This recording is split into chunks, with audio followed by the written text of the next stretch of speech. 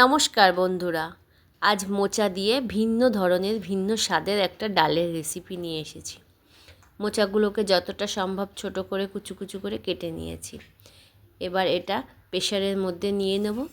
আমি 200 গ্রাম মুগের ডাল নিয়েছি, সেটাতে শুকনো কড়াইতে অল্প ভেজে নেব। ডালের কালারটা যেই একটু চেঞ্জ হয়ে আসবে, সেই এই ডালগুলো আমি মোচার ওপরে দিয়ে দেব।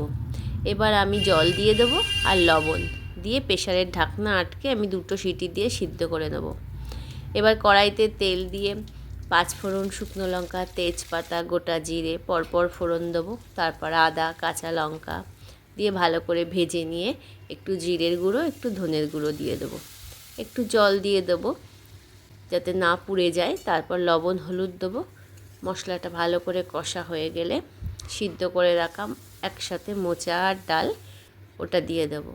দিয়ে ভালো করে এবার মিশিয়ে চাপা দিয়ে ভালো করে ফুটতে দেবো। চাপা খুলে যখন ফুটছে তখন ওপর দিয়ে একটু চিনি দিয়ে দেবো আর একটু গরম মশলা। এই ডালের স্বাদটা খুব সুন্দর হয়। আর একটু স্বাদ বাড়ানোর জন্য আমি ওপর দিয়ে চীনাবাদাম দিয়ে দেবো আর সব শেষে ঘি দেব। এবার নামিয়ে নেব আমার এই দারুণ স্বাদের মোচা ডাল।